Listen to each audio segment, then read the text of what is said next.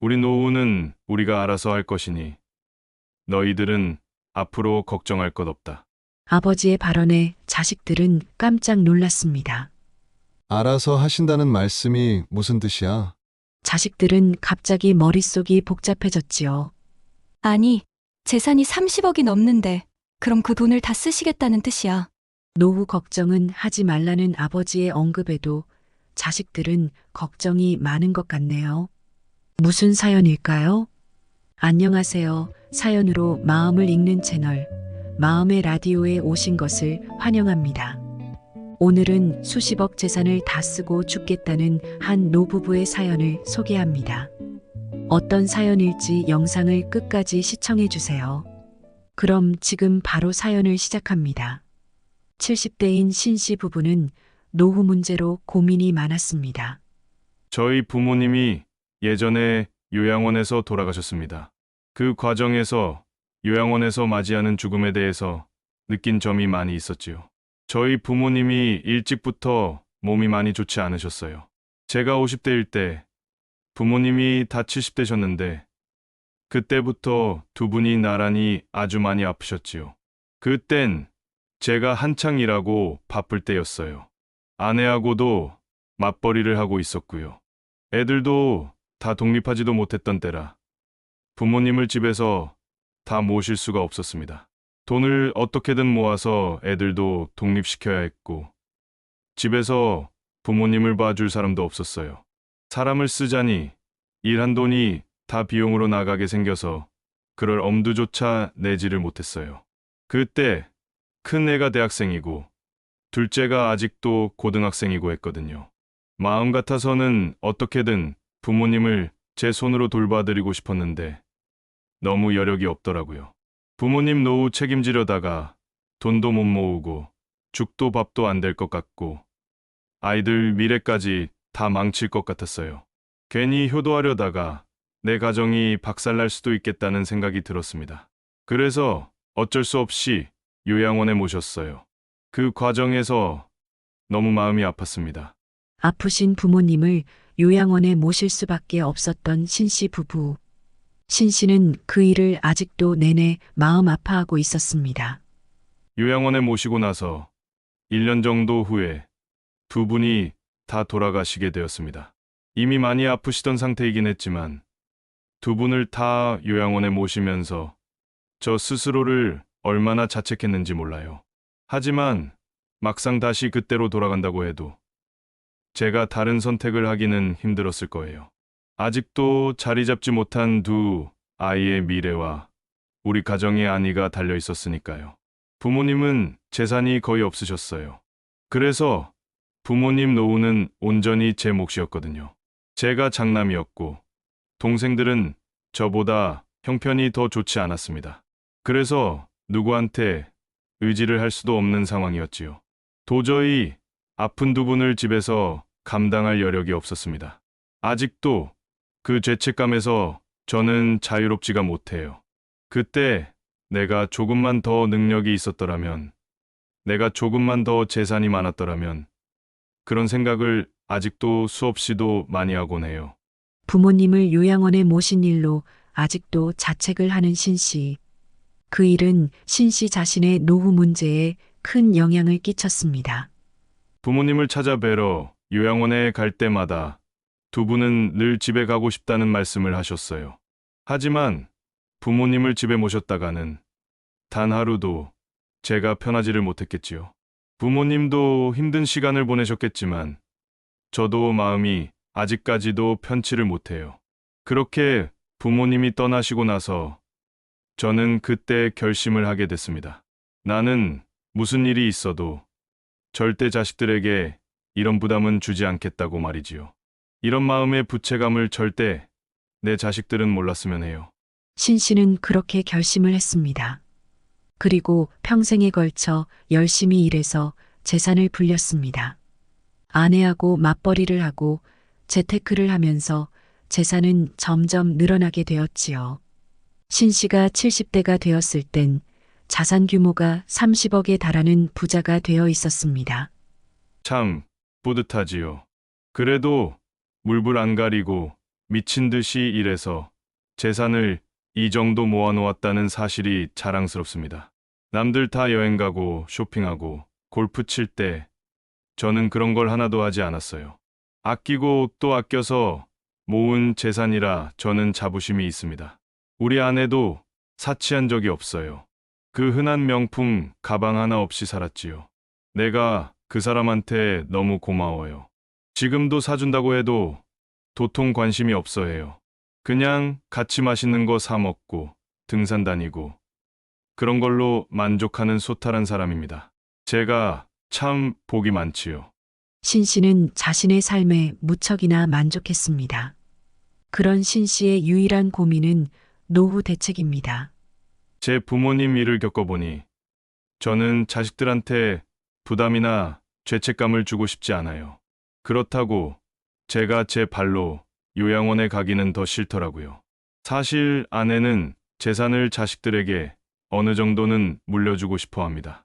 하지만 저는 그러고 싶지 않아요. 혹시라도 저하고 아내가 투병 생활이라도 하게 되면요. 돈이 어마어마하게 들 겁니다. 요양원에 가지 않고 집에서 간병인을 쓰면서 임종을 맞으려면 말이지요. 신 씨는 자신의 집에서 임종을 맞을 경우에 대비해서 재산이 꼭 필요하다고 생각하고 있었지요. 자식들에게 물려줄 돈이 없다는 것입니다. 집에서 죽는다는 것이 보통 일이 아니더라고요. 자식들한테 부담을 주지 않으려면 사람을 써야 하잖아요. 그 비용이 엄청나더라고요. 거동이 불편하거나 치매에 걸렸다고 가정을 해보면요. 간병인이 1명 가지고 안 돼요. 최소한 주야간 2명은 써야겠지요. 또 주말에 오는 사람은 따로 써야 할 것이고요. 그 사람들한테 들어가는 인건비만 해도 최소 700에서 800만 원 정도는 들 겁니다. 거기에 약값, 생활비, 공과금 같은 것도 생각을 하면요. 현실적으로 월 1,000만 원 정도는 예산을 잡아야 해요. 그러면 1년이면 1억 원의 돈이 들어가는 거예요. 그런데 1년만 아프다 죽는 것이 아니잖아요. 투병 생활이 몇 년이 될지, 몇십 년이 될지는 아무도 모르는 겁니다. 요즘에는 기술이 좋아서 죽고 싶어도 마음대로 죽지도 못하는 세상이잖아요. 그러니 최소 10년 투병을 한다 치면 10억이라는 돈이 들어가는 거예요. 20년을 투병한다 하면 20억 원이 필요하게 되는 것이고요. 제가 자산이 30억 원이 있다고 해도 몸이 아프게 되는 순간 그 돈이 다 노후 자금으로 순식간에 사라지게 될 수도 있다는 것입니다. 나름대로의 계산으로 자산을 노후 대비용으로 써야 한다는 신 씨. 신 씨는 부모님 임종을 경험하면서 자신의 노후에 대해 낙관하기보다는 불안한 마음이 더 커졌던 것입니다. 신 씨는 결국 자신의 결심을 자식들에게 알리게 되었지요. 우리 노후는 우리가 알아서 할 것이니 너희들은 걱정하지 않아도 된다. 앞으로는 죽고 싶어도 마음대로 죽지도 못하는 시대야. 우리가 늙고 병들면 얼마나 긴 시간 동안 투병을 해야 할지 알 수가 없다. 그러니 우리 재산은 우리 노후 자금으로 사용하기로 결정했다. 너희들은 젊고 능력이 있으니 재산 상속받지 않아도 잘들 알아서 할 거라고 믿는다. 부모로서 너희들 다 대학까지 보냈고 이만큼 키웠으면 해줄 건 다 해줬어. 그러니 너무 섭섭하게 생각하지 말 거라. 최소한 우리는 병들어서 너희들한테 피해를 주지는 않을 테니까 그것이 부모의 선물이라고 생각해주면 좋겠구나. 신 씨는 2 아들이 있었지요. 장남은 결혼을 해서 가정을 꾸렸고 둘째 아들은 미혼이었습니다. 노후를 스스로 감당할 테니 신경 쓰지 말라는 아버지의 선언을 자식들은 어떻게 받아들였을까요? 아버지가 평소에도 노후에 대해 불안을 많이 느끼고 계셨다는 건 잘 알고 있었습니다. 돌아가신 조부모님 말씀을 자주 하셨거든요. 난 너희들한테 절대 피해주지 않을 것이다라고 늘 말씀을 하시곤 했습니다. 처음에는 그래서 그런가 보다 했지요. 2분이 스스로 노후 대비를 하시고 그렇게 재산을 쓰는 게 2분 의지라면 당연한 일 아니겠습니까? 다만 재산이 30억 정도나 되는데 그 비용을 다 노후 대비로 쓰시겠다는 것이 현실적인 것인가에 대해서는 조금 의구심이 있긴 합니다. 하지만 만약 투병을 하시게 되거나 투병이 지나치게 길어지게 된다면 분명히 돈이 많이 들게 되겠지요. 그러니 지금은 아버지께서 계획을 하신 것이 안전할 수 있을 것 같습니다. 돈이 부족한 것이 문제지. 돈이 있어서 문제가 될 것은 없을 테니까요. 장남은 아버지의 재산이 다 노후 대비로 쓰인다는 것에 대해 크게 개의치 않았습니다. 하지만 배우자인 며느리 생각은 좀 달랐습니다. 며느리는 남편에게 자신의 생각을 전달했습니다. 여보, 부모님하고 다시 이야기 좀 해봐야 하는 것 아니에요? 두 분이 자식들한테 걱정 말라고 해주신 것은 감사하지만 사실 그게 그렇게 간단한 문제가 아니잖아요. 사람 고용하는 거며 돈 주는 거, 자잘한 거 챙겨야 할 게 좀 많은 줄 알아요? 아무리 자식들한테 의지하지 않겠다고 하셔도 사실 자식들이 신경을 쓸 수밖에 없어요. 와병이라도 하시게 되면 스스로 사람 관리도 하시기 힘들잖아요. 그러니 온전히 자식들 손을 벗어나는 것은 사실상 불가능해요. 가서 들여다보고 문제 있나 없나 확인하고 내내 신경을 써 드려야 할 것 아니에요?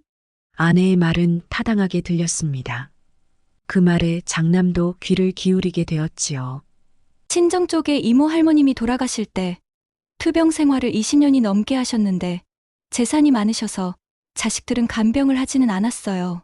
하지만 자식들이 돌아가면서 들여다보고 하면서 계속 신경을 쓰더라고요. 고용인들이 일을 제대로 하나 확인을 계속해야 하고 상태가 어떠신가 또 자주 살펴야 하고요. 사람 쓴다고 해서 자식들이 완전히 나 몰라라 할 수 있는 것도 아니더라고요. 이모 할머니 돌아가실 때까지 아파트 2채 값이 들어갔대요. 거의 20억 가까운 돈이요. 이모 할머니의 사실상 전 재산이었어요. 그래서 이모 할머니 돌아가시고 나서 자식들이 불평을 하더라고요. 어차피 자식들이 신경 많이 써야 하고 계속 들여다보고 하는데 재산을 조금이라도 물려주셨으면 좋지 않았을까 그런 아쉬움이 컸나 봐요. 그 많은 재산을 정말 다 쓰고 돌아가실 줄은 자식들도 전혀 몰랐던 거예요. 사실 좀 그렇잖아요. 어떤 분들은 자식들한테 재산 미리 물려주고 스스로 요양원 들어가겠다고 하는 분들도 계시던데 아무리 다 자기 돈이지만 그렇게 그냥 병치레에 돈을 물쓰듯 다 써버리고 돌아가신 것이 좀 자식들 입장에서는 서운할 수도 있는 것 같아요. 지금 그런데 시부모님께서도 그런 결정을 하시겠다는 거잖아요. 어차피 아무리 돈을 써도 자식들이 신경을 쓸 수밖에 없는 거라면 조금이라도 증여를 받고 노후에 도와드리는 편이 현실적이지 않겠어요? 아내의 말은 설득력이 있었습니다. 하지만 그런 자식들의 말이 부모님께 어떻게 들릴지 장남은 고민이 됐지요. 자칫 돈을 달라는 말처럼 들릴 것 같아 말 꺼내기가 너무 껄끄러웠습니다. 부모님의 재산이고 부모님의 결정인데 그걸 가지고 자신이 말을 꺼내기가 쉽지는 않았던 것이지요. 장남은 동생에게 전화를 걸었습니다. 두 분이 노후에 재산을 다 쓰시겠다고 하셨는데 넌 어떻게 생각하니? 어차피 두 분 재산이고 두 분 결정이니 우리가 뭐라 참견할 일은 아니지만 부모님이 스스로 노후를 책임지신다고 해도 와병을 하시게 되면 아무리 사람을 쓴다고 해도 어차피 우리가 신경을 쓸 수밖에 없잖아. 아내가 증여를 받는 쪽으로 부모님한테 이야기를 해보라는데 넌 어떻게 생각해? 형의 말에 동생도 내내 머릿속에 맴돌던 생각을 꺼냈습니다. 솔직히 나도 부모님 말씀에 좀 서운하긴 했어. 형은 결혼해서 애도 있고 집도 있고 한데 나는 아직 결혼도 못했고 집도 없잖아. 나도 결혼하고 자리 잡으려면 사실 부모님 도움이 있으면 훨씬 유리하니까 아무래도 재산이 많으시니 그래도 뭐라도 해주실 줄 알았지. 이렇게 전 재산을 다 노후에 쓰시겠다고 할 줄은 몰랐어. 두 분이 아직 건강하신데 노후에 무슨 돈이 그렇게 많이 든다는 건지 잘 이해가 안 돼. 형도 애들 키우고 대학 보내고 하려면 앞으로 돈이 많이 들 거 아니야? 요새는 손주 손녀도 다 조부모 돈으로 키우는 집이 많다던데 부모님이 너무 두 분만 생각하시는 것 같기도 해. 남들은 조부모가 재력이 있으면 손주들 유치원비도 내주고 여행도 보내주고 한다던데 우리 부모님은 너무 자신들 생각만 하시는 것 같아. 나도 지금 이렇게 직장 생활에서 집은커녕 부모님 도움도 없으면 결혼도 하기 쉽지 않겠어. 주변의 동료들 봐도 대부분 부모님 찬스로 집을 마련하더라고. 요즘 아파트 값이 혼자 대출 받는다고 해결이 되는 수준이 아니잖아. 부모님 찬스 없으면 서울에 아파트 마련하기는 거의 불가능한 것 같아. 정말 부모님이 돈을 한 푼도 안 주겠다는 마음이라면 나는 아무래도 그냥 혼자 살아야 할라나 봐. 동생은 체념한 듯 말했습니다. 장남은 동생의 말을 듣고 머리가 더 복잡해졌지요. 부모의 도움만 있다면 자신들의 삶은 훨씬 더 나아질 가능성이 충분했으니까요. 부모님의 노후 문제는 아직 창창하게 젊은 두 아들에게 당장 와닿지 않는 문제이기도 했습니다. 장남은 결국 부모님께 말을 꺼냈습니다. 아버지, 그러지 마시고 저희한테 조금만 증여를 해주시고 노후에 힘드실 때 저희가 돌봐드리는 것이 어떻겠어요? 사실 노후 자금으로 재산을 다 쓰신다는 것이 저희는 좀 납득이 되지 않습니다. 아직 이렇게 젊고 아픈 데도 없으신데 그 많은 돈을 다 노후 자금으로 쓰신다는 것이 좀 너무 과장된 면이 있는 것 같아요. 주변에 물어봐도 다들 부모님이 도와주셔서 집도 마련하고 결혼도 하고 애들 교육비 도움받아 키우고 그러더라고요. 제가 꼭 그런 걸 바래서 이런 말씀을 드리는 것은 아닙니다. 다만 어차피 두 분이 노후를 알아서 하신다고는 해도 혹시라도 두 분이 투병 생활하시게 되면 사람 쓰는 것부터 제대로 하는지 부모님 상태가 어떠신지 자식된 입장에서 계속 확인하고 챙길 수밖에 없잖아요. 완전히 남남처럼 서로 나 몰라라 할 것도 아닌데 그렇게 저희 보고 신경 쓰지 말라고 하시는 것도 현실적으로는 말이 안 되는 일인 것 같습니다. 그러니 차라리 그냥 증여를 좀 해주시고 두 분 기력이 없으실 땐 저희가 도와드리는 편이 낫지 않을까 싶습니다. 사실 동생 녀석도 부모님께 서운하다고 해요.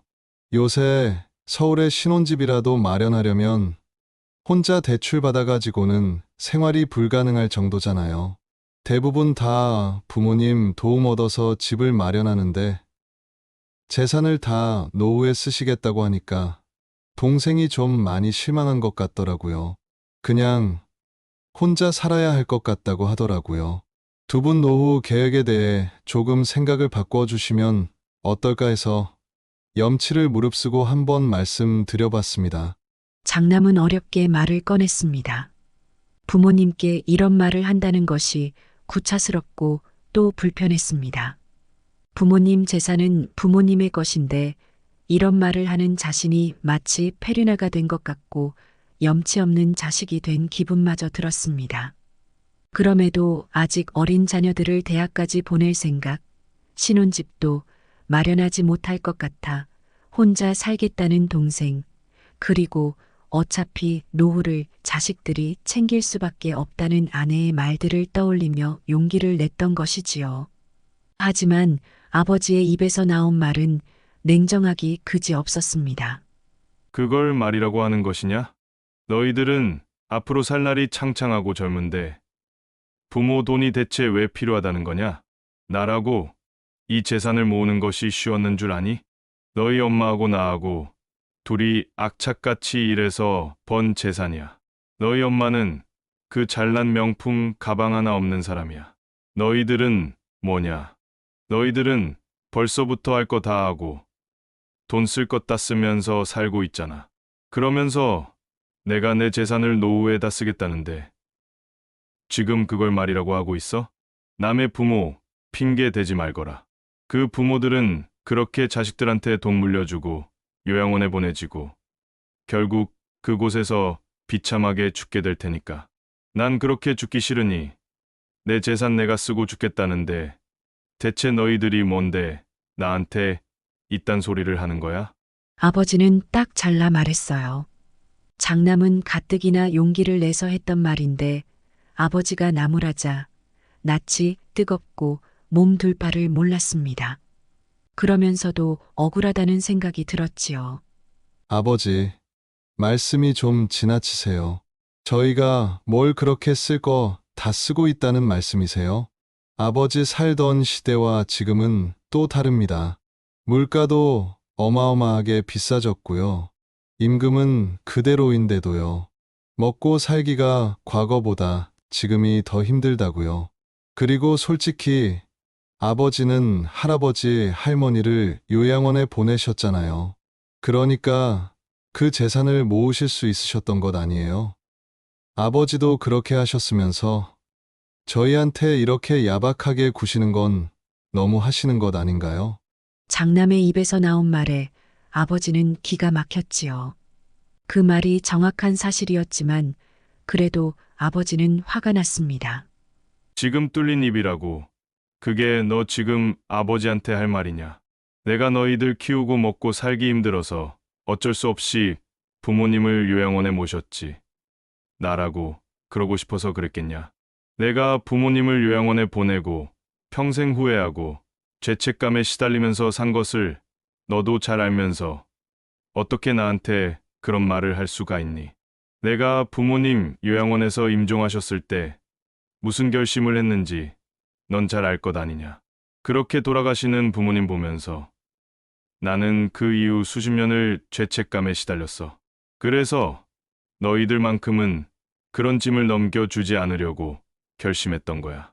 부모 노후, 문제로 자식들이 살아생전에나 부모 죽고 난 후에나 마음이 아프지 않도록 해주는 것이 사실 부모로서 최고의 선물이라고 나는 생각한다. 너희들 대학까지 다 가르쳐 놨으면 앞으로는 다 너희들 할 몫이야. 내가 그래.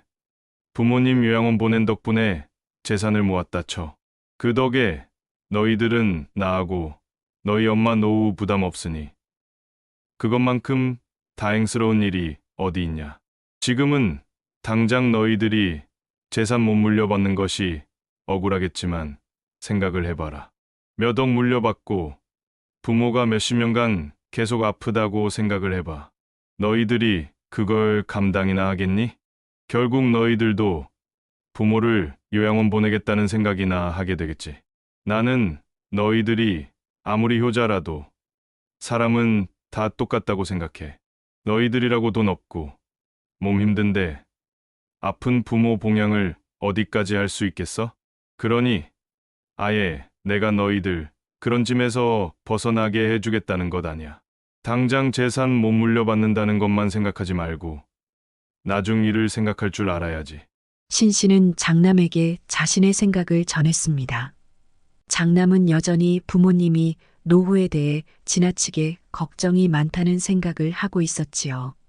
아니, 요양원이 뭐가 그렇게 나쁘다고 그러세요? 요새는 점점 요양원이 많아지는 추세고 잘 돌봐주는 곳들도 많이 생기고 있어요.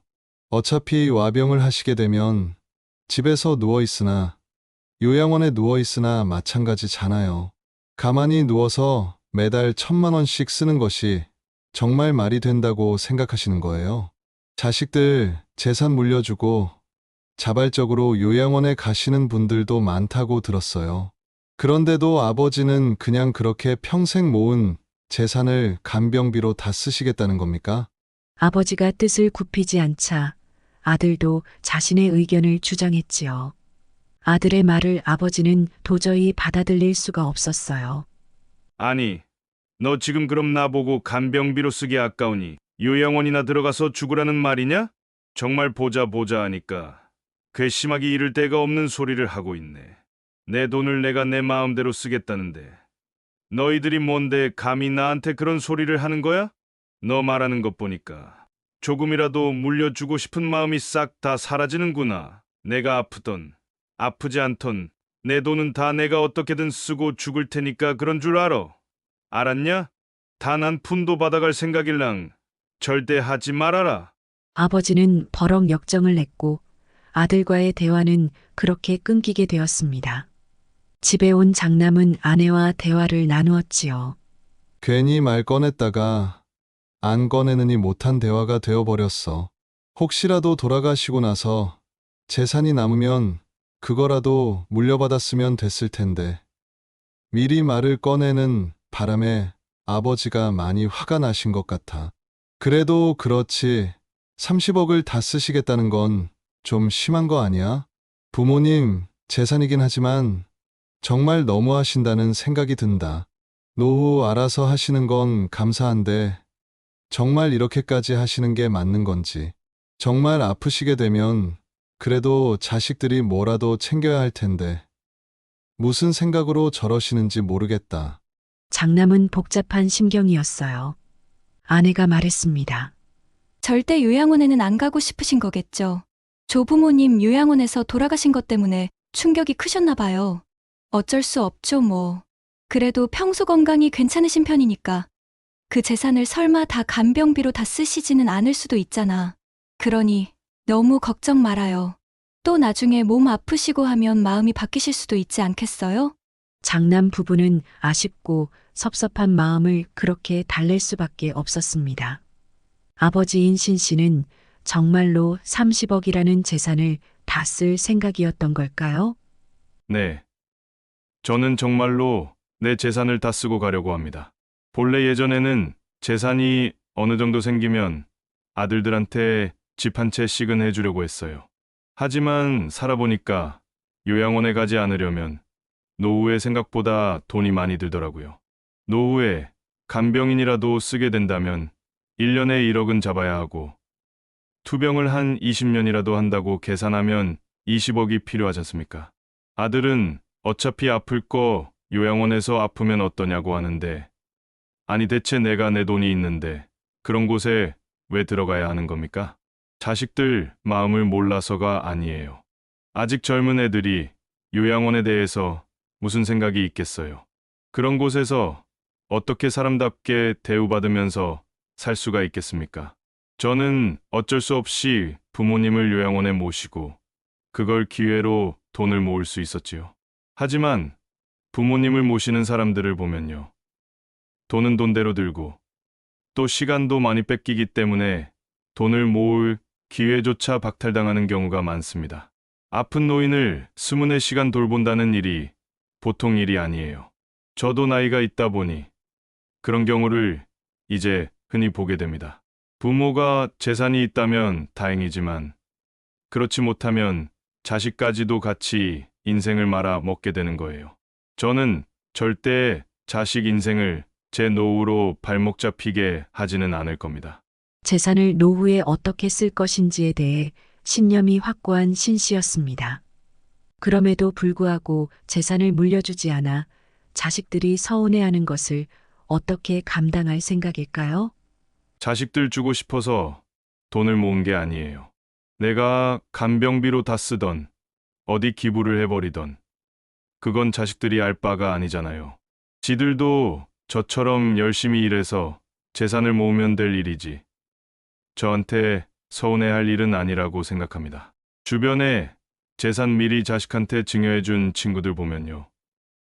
그런다고 자식들이 다 고마워하는 것도 아니더라고요. 오히려 당연하게 여기고 나중에 부모 아프고 하면 나 몰라라 하겠죠. 그러니 제가 다 쓰겠다고 하는 거예요. 쟤네들도 나이 들고 주변에 아픈 부모 뒤치다꺼리 하는 사람들을 보면 그땐 저한테 고마워하게 될 겁니다. 부모 투병을 몇 년, 몇십 년씩 한다는 게 보통 일이 아니에요. 그러니 자식들 입장에서는 요양원 생각이 날 수밖에 없겠죠. 제가 그 마음을 잘 아니까 저는 제 돈으로 알아서 하기로 마음을 먹은 겁니다. 그래도 내가 돈 없어서 자식들한테 얹어 살면서 돈을 뽑아 먹는 것보다는 내 돈을 내가 쓰는 편이 자식들한테는 훨씬 나은 거잖아요. 쟤네들이 지금 부모가 돈이 없는 경우를 직접 겪어보지 못해 저렇게 배부른 소리를 하는 겁니다. 지금은 저한테 서운할 수도 있겠죠. 당장 지들 손에 몇 푼이라도 쥐어주면 고마워할 거예요. 하지만 그게 얼마나 가겠어요? 제가 나이가 80, 90이 넘어서 투병을 하게 되면 그때도 돈 몇 푼 받은 걸 기억하면서 저한테 잘할 생각을 할까요? 차라리 돈 있어서 제발 좀 알아서 했으면 할 거요? 아직 자식들이 젊기 때문에 그걸 미리 생각하지 못하는 것뿐입니다. 저는 자식들이 저한테 서운해하는 부분은 그래서 신경 안 써요. 어차피 시간이 해결해 줄 부분이라고 생각합니다. 지들도 살아보고 부모 노후 문제를 직접적으로 겪어보면 그땐 저한테 오히려 고맙다는 생각을 저절로 하게 될 겁니다. 신 씨는 자신의 결정에 대해 확신에 차 있었습니다. 지금 자식들이 서운해하는 것은 어차피 나중에 감사함으로 바뀔 것이라는 신 씨의 생각은 현실적으로 맞는 것일까요? 저는 애들한테 돈이 아니라 시간을 선물하는 겁니다. 제가 애들한테 노후에 손 벌리지 않을 것이기 때문에 사실상 돈도 선물하는 것과 같아요. 현물로 주는 것이 아닐 뿐이지요. 앞으로 저도 제가 몇 살까지 살지 모르겠습니다만 쉽게 죽어지지도 않는 시대잖아요. 죽을 때까지 건강하게 살다가 어느 날 그냥 떠날 수 있다면야 좋겠지만 사람 뜻대로 되는 일이 아니잖아요. 적어도 부모가 그런 시간들을 자식에 의지하지 않는 것만으로도 자식들은 시간과 돈을 버는 거예요. 당장 지들 손에 돈을 쥐어주지 않는다고 불평하는 건 정말 어리석은 겁니다. 부모 노후 문제에서 해방되는 것이야말로 부모가 해줄 수 있는 최고의 선물이고 재산인데 말이에요. 수십 년간 투병을 하면서 자식들 시간과 돈을 다 갉아먹는 사람들 마음이 어떻겠습니까? 죽고 싶어도 마음대로 죽을 수도 없어요. 그게 그 사람들 잘못도 아니잖아요. 그러니 노인일수록 돈이 필요한 거예요. 적어도 자식들을 자유롭게 해줄 수는 있으니까요. 신 씨는 그렇게 자신의 결심을 굳혔습니다. 그리고 신 씨가 세상을 떠날 때 자식들이 그런 자신의 생각을 이해해 줄 것이라 믿고 있지요. 최근에는 노인들이 재산을 자식에게 물려주지 않는 경우가 늘어나고 있다고 합니다. 노후가 지나치게 길어진 탓이 크지요. 여러분들은 어떠신가요? 노후 대비를 어디까지 해놓으셨나요? 현명한 노후 대비란 어떤 것일지 댓글로 의견을 나눠주세요. 마음의 라디오는 다음에 또 새로운 이야기로 찾아오도록 하겠습니다. 시청해주셔서 감사합니다.